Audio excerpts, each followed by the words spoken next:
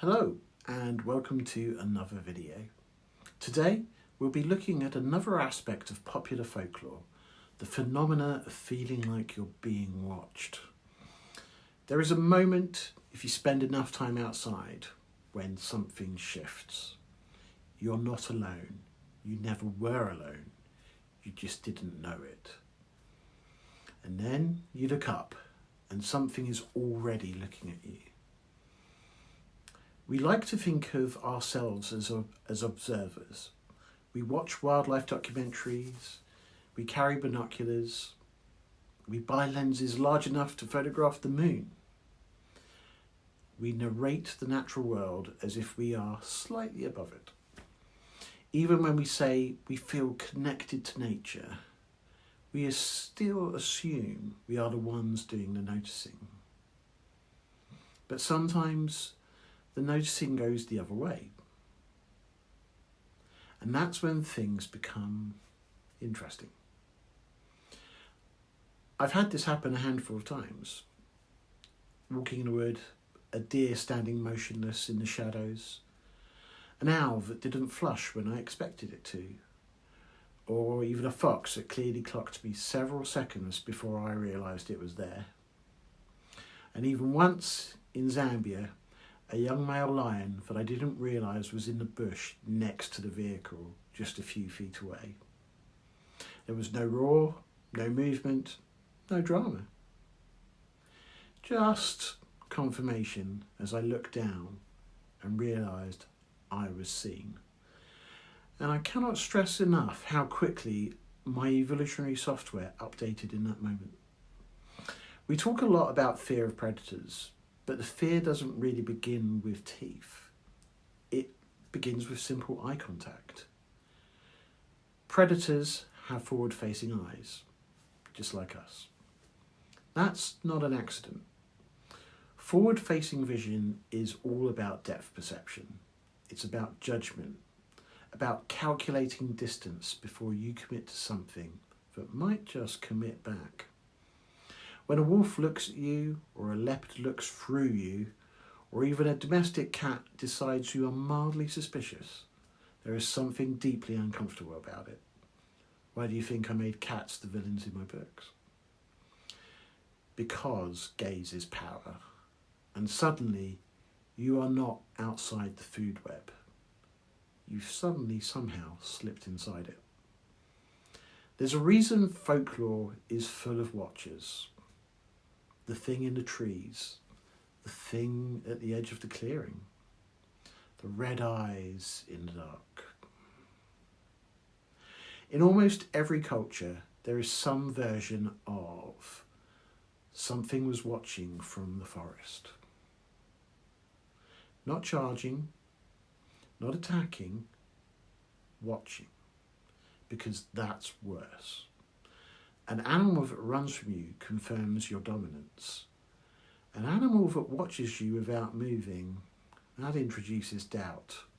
And here's the slightly humbling truth.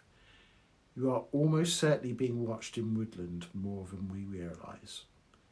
Deer see us first. Foxes hear us first. Birds register you long before you spot them and tell everybody else in the wood about you. We are loud, we step on things, we breathe audibly, and we smell like soap, deodorant, what we had for lunch, laundry detergent, and modern civilization.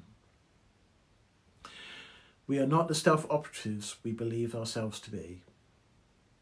Bigfoot might be the reigning champion as ninja of the woods, but unfortunately, most of us don't even come close to second place. Ultimately, the forest is not silent because it is empty. It is silent because it has decided you require observation. The alarm calls ripple outward. Movement pauses. You have entered a system that does not revolve around you. And that, for a species that built rocket ships and invented the internet, is mildly offensive. But the most unsettling version of this isn't prey, it's predators. Because predators don't just notice, they assess. And there's a difference. A prey animal looks to confirm danger. Predators look to evaluate opportunity. And even if you are not on the menu, your nervous system doesn't always wait for that memo. It simply registers, this animal is not afraid of you. And that changes the atmosphere significantly. We spend so much of modern life insulated. We are the viewer. We are the consumer. We are the audience. Being watched strips all of that away. It reminds us that we too are just flesh and breath, another movement and shape in the landscape. And that reminder is both terrifying and clarifying. Writers have always understood this. The eyes of the wolf in the fairy tales, the hound on the moor, the creature glimpsed between trees. Even the movie monster's point of view as it watches hidden, sizing up its next victim. It's rarely the attack that haunts us, it's the stare. Because once something has seen you, the illusion of control evaporates. We realise we are not narrating our story alone. There's also something deeply psychological about being perceived. We like to think fear is about harm, but often it's about judgment. When an animal watches you, there is a strange inversion. You become the one being assessed, which, if we're honest, might be worse. No one wants to be dismissed by a leopard, and yet there's something profoundly grounding about it. Because in that moment, hierarchy completely disappears. You are not a job title. You are not an email box. You are not a social media profile. Being an influencer does not matter. You are an animal in a landscape, being watched by another animal. And both of you are operating on instincts far older than language. I don't think this is why we go looking for wildlife, but I do think it's why those moments stay with us. Not because we were almost eaten, most of the time we weren't, but because we were almost equal, observed, accounted for. The modern world encourages a certain illusion that we stand outside of nature, that we are the analysts, the filmmakers, the commentators.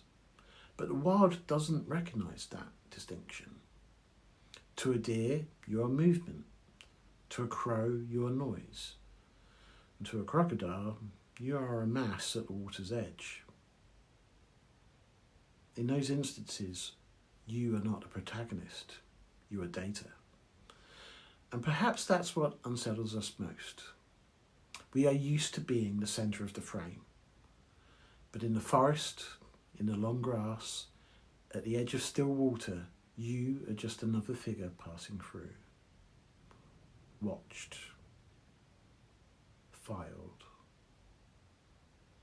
Allowed. Hopefully.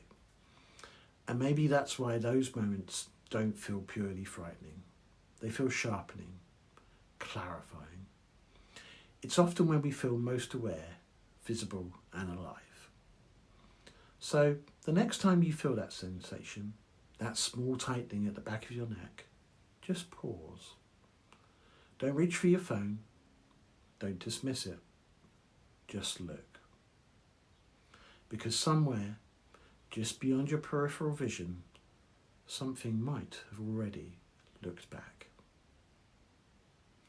Thanks for watching, and join me again soon for another video.